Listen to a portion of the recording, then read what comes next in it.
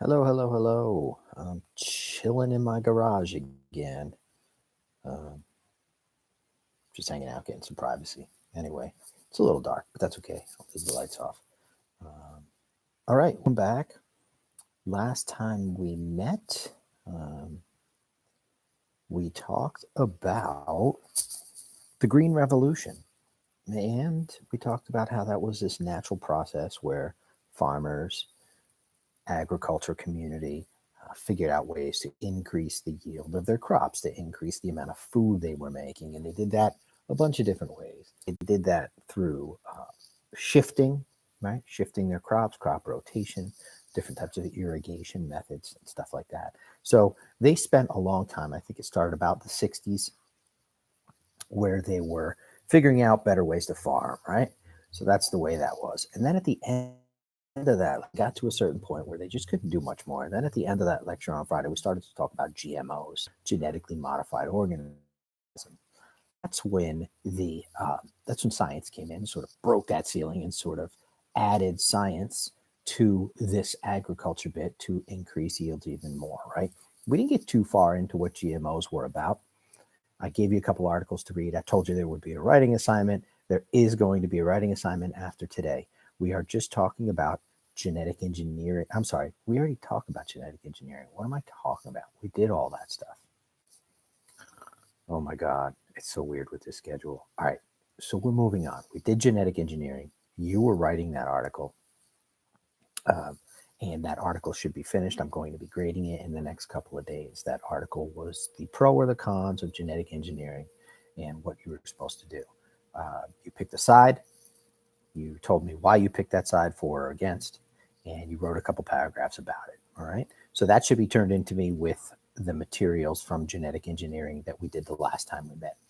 Today, we are working on something called deforestation and irrigation impact. So, the materials that I gave you today include the slides for deforestation and irrigation impact on culture, right?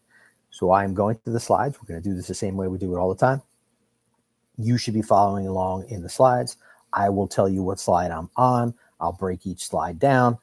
There is a little bit of information here, so I will talk on each slide for a couple of minutes and set you up and tell you at the very end where the guided and independent practice is, set you up to tell you what your mission is to get done on your own and hand in. All right. So let's just get started. So we are looking at slide number 1, and it says Unit 4, Lesson 5. How does deforestation and irrigation impact agriculture? We are familiar with all of those words there. We have dealt with agriculture. We have talked about deforestation many, many times. And irrigation was a word that just came in recently, which was how we get water to our crops, right? To the soil. So slide number 2 is just the agenda as usual. So you can move right through that. Slide number 3 and just slide number 3 is a review. You can look at that at your leisure.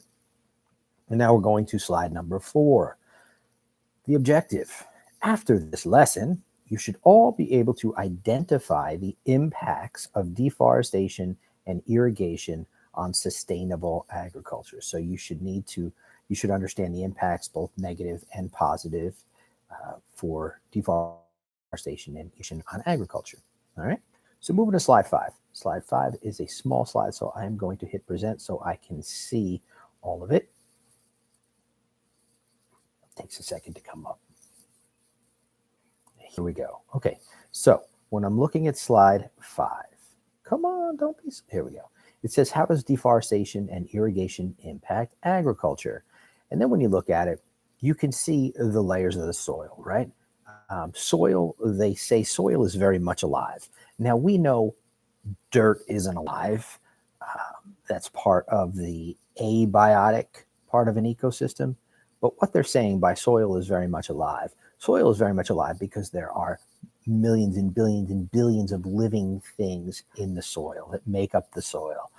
So it's very important when they say the soil is alive, and you'll see on the next slide what I mean. But we're still on slide 5 here, and you can see that there are different surfaces to soil. That would be somebody opening up the garage door while I'm live. Look, my wife opening up the garage door and making a racket. Oh, anyway, Sorry, that was super annoying. Oh, anyway, quarantine. So we are looking at the different surfaces of the dirt. You have surface litter, which is the fallen leaves and the partially decomposed organic matter. This is what we see. And then you have topsoil, organic matter, living organisms, and rock particles. So that is, topsoil is just the very, very top surface underneath the grass and the stuff that's laying on the surface. Then you have the zone of leaching. This is where dissolved or suspended materials move downward. So anything that's in that topsoil that sort of sinks down and settles goes into the zone of leaching. Then there's something called subsoil, if you dig a little deeper. Subsoil is just larger rock particles with organic matter. So things that have died and been broken down, they move into this subsoil. And then the next two layers are rock particles and bedrock. If you dig deep enough, you get to a point where there's just rocks that have undergone weathering and have broken up, big pieces of rocks. If you go even deeper, you come to bedrock, which is just a solid rock layer, right? Now, not all areas of the country, of the world, of whatever, have all of these surfaces. Some of these surfaces have been worn away in some areas. Some of these surfaces are thinner than others. So it all depends. There are these layers, but they are subjective. So you have to understand that. When you look on the left side of this slide, you see ants and earthworms. Ants and earthworms, they live on the topsoil and in the topsoil, and they break it up. They loosen it up. They aerate it so it can be fluffy and sort of moldable. Because when roots have to grow through this topsoil, and it can't be too dense, so the roots would have a problem growing through it. So earthworms and ants, by living in this area, they actually aerate it. They make pockets and they make it fluffier and softer. All right. Bacteria and fungi decompose organic matter in topsoil. So there's bacteria and there's fungi in this dirt, and it breaks down all that dead organic matter, whether it's leaves, whether it's plants, whether it's animals, right? And then you get a little bit lower in the topsoil and you have this rhizobium bacteria. This is the nitrogen fixation that we talked about when you looked at the nitrogen cycle. The nitrogen is in the soil, and these bacteria hang out on the roots of plants, and they fix the nitrogen. They pull nitrogen in, and they make the nitrogen available for plant roots. So that's kind of interesting. All right. Moving on to slide 6. This slide is very interesting too, because it tells you how much stuff is in dirt. So dirt is alive. Again, this is what they mean when they say that. If you take, and let's understand the quantities here, or the areas here. An acre, when you say you have 1 acre of land, an acre is approximately 75% of a football field, an American football field. So if you know that an American football field is this wide and 100 yards long, imagine 75% of that area. That's an acre, okay? And a hectare is approximately 1.5 soccer fields big. So that's just to give you an idea of the area of how big that stuff is, okay? And also another unit that they use in this, which I'll explain, is a gram. A gram you can imagine as a teaspoon or a tablespoon. So if you take a spoon out of your drawer and you pick up that much dirt, that's about a gram, just to let you know. All right, so when you look at the organisms inside of soil, or average farm soil, insects, there are 23 million insects per hectare. So for every 1.5 soccer fields, you can count approximately 23 million insects in that area. That's huge.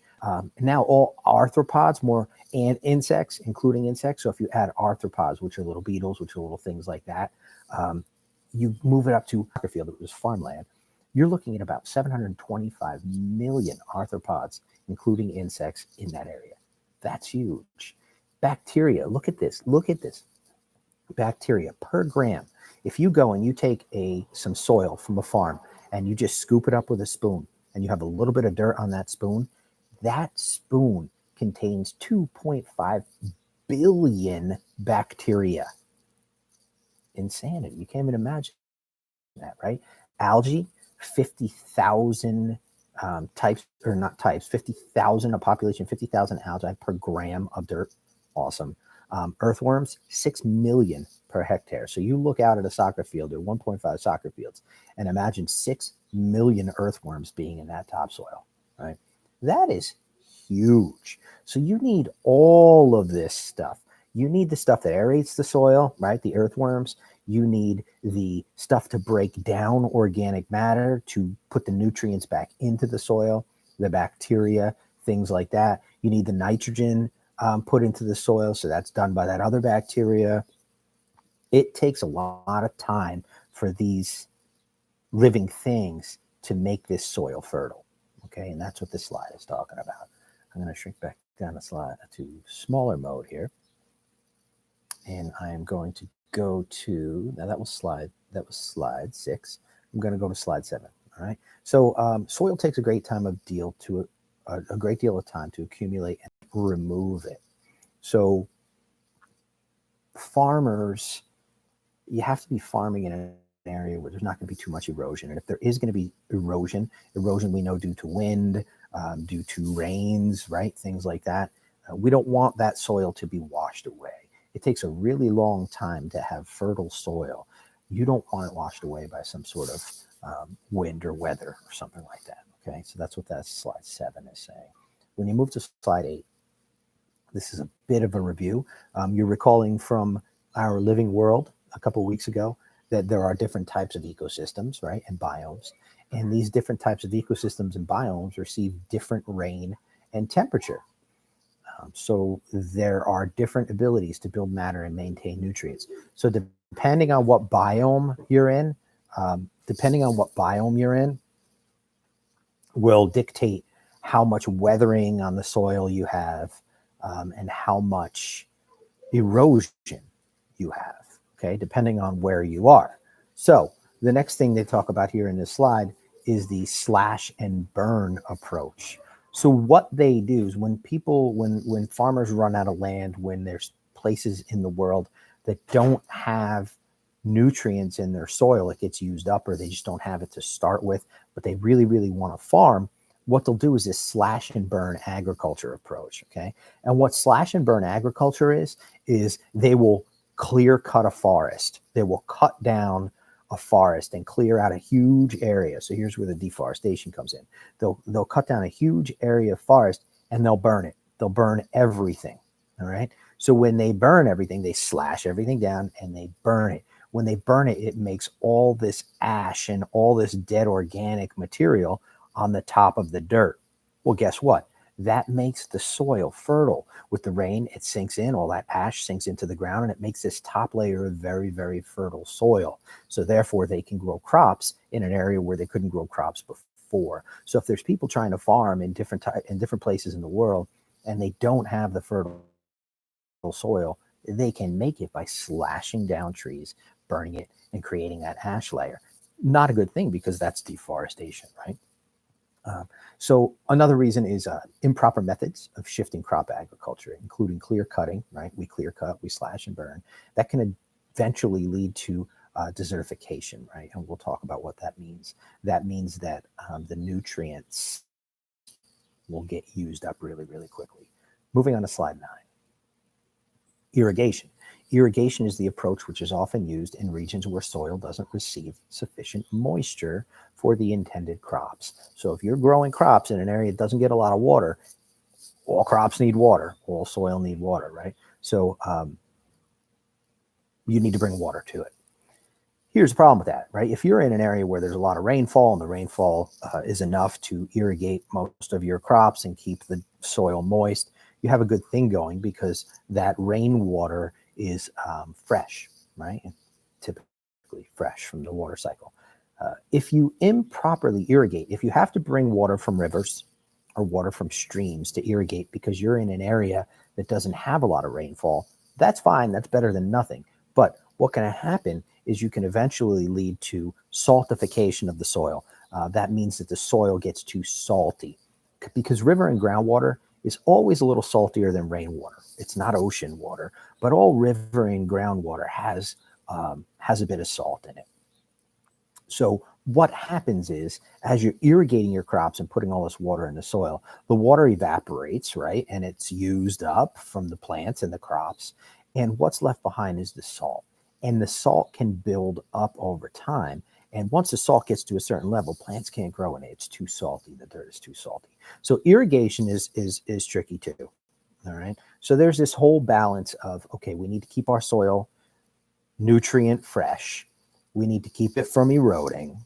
We don't want to cut down trees to make ash layers to give it more nutrients. We don't want to add too much fertilizer to it because it gets into the groundwater and that becomes a problem, right? So we need to make sure we're in the right area, where our soil is happy, there's lots of living organisms in our soil. We also want to make sure that our soil is kept moist. If it can't be kept moist by the natural water cycle, by raining, then we have to bring it in by irrigation. If we bring it in by irrigation, we have to be very, very careful, because if we use too much of it, or if that water is too salty, that salt remains in the dirt and it kills the dirt anyway. So it's a very difficult balance that agriculture has to deal with when it's dealing with cutting down trees versus fertile soil versus erosion versus irrigation. All right. That's sort of the slides. That's sort of what they're getting at. That's the gist of it here. The guided practice, what you're going to look at. So now I'm on slide 10. You're going to look at a cost benefits analysis. You're actually going to make a cost benefits analysis. If you switch to slide 11, that is where your assignment sits. You are going to look at these different types of irrigation on this slide. We have flood irrigation. We have drip condensed. We have sub irrigation. We have lateral move, which is side roll or wheel line. And we have center pivot. These are all different types of irrigation. Your job is to look at them, get an idea of what each one is, and choose one. All right, choose a method of irrigation, whichever one you want. Doesn't have to be based on anything except what you find. Maybe there's more information about one than the other out there. So go research away. You are going to add an illustration or a diagram. So you're going to open up a doc. You're going to attach a doc to these materials to turn this in. You're going to add a diagram or an illustration of your type of irrigation. So if I were to not know what the heck sub-irrigation was, I could look at your diagram and be like, oh, okay, I get it. This is when you do this, and it comes here, and it goes there, and it goes there. So a good diagram. And then what you're going to do is list the costs and benefits of your method. So for every irrigation method, there is a benefit, without a doubt, or else they wouldn't be doing it, right? There has to be a benefit. But there's also a cost, whether that cost is an environmental cost, whether it's a financial cost, whatever it may be, a labor cost. You have to look that up and research that. All right. So what you're going to do is you're going to research the irrigation methods that you see on slide 11. Pick one. Give me a nice diagram or description of it. And then you are going to list underneath that on the doc costs and benefits. You can do it as a chart with bullet points, costs, benefits, or you can write it in a sentence form, whatever's easier for you. Usually bullet points are easiest. There are probably even websites like cost benefit websites where you can put in a subject and it'll tell you cost and benefits. Shouldn't be too much of research for you. And that's it. I think slide 12 just says do the guided practice doc. That is it, really. So that's irrigation, that's deforestation, that's keeping the soil fresh. Knowing how many living things are in that area of soil is pretty amazing. So that is what we got going on. I don't really have too much more for you. Know that I am going to start checking the writing from Friday. I know I started this live stream off thinking it was a different class and you guys were still doing genetic engineering. I know you're not doing genetic engineering. So this is where we are. But that genetic engineering, the pros and cons, you should have that done. I'm going to start looking at it either today or tomorrow. Other than that, I will see you guys not until Monday. We always have a big stretch here, right? Because tomorrow I see 4, 5, 6. Friday I see 9. And I don't think I see you guys Friday. So I'll see you guys on Monday when this should be done and turned into. So you got quite a bit of time to do those two things and get them in. But I am going to start checking those things quickly. Again, if I put a grade in gradebook and you see it and you get a 0 because you didn't hand it in by the time I checked it, what you need to do, it's okay. Finish it at your leisure. But when you finish it, I'm not going to know you finished it. that grade is going to stay in there. It does not tell me you finished it. Even if you turn it in, it doesn't tell me. You have to private message me, and you have to say, Graph, it's a little late, got it in, it's done now, please check it. And I will gladly go in there, check it, and get it going. But I don't know if you do things late. It doesn't tell me. All right, so that's just a heads up for you. All right, guys, I am out of here. I figured I'd do this early in the class, the first half, so you could have the second half to work on writing this up and finding a good irrigation method. If you need me, I am still here all day. I'm here from 8:20. I don't, until 3 o'clock, and I usually pop on a couple times at night too. So if you need anything, private message me. We're getting this done. Don't forget to keep signing in. Everything's going well. Check your grade, make sure they're legit. Let me know if there's any issues with that. I will talk to you guys later.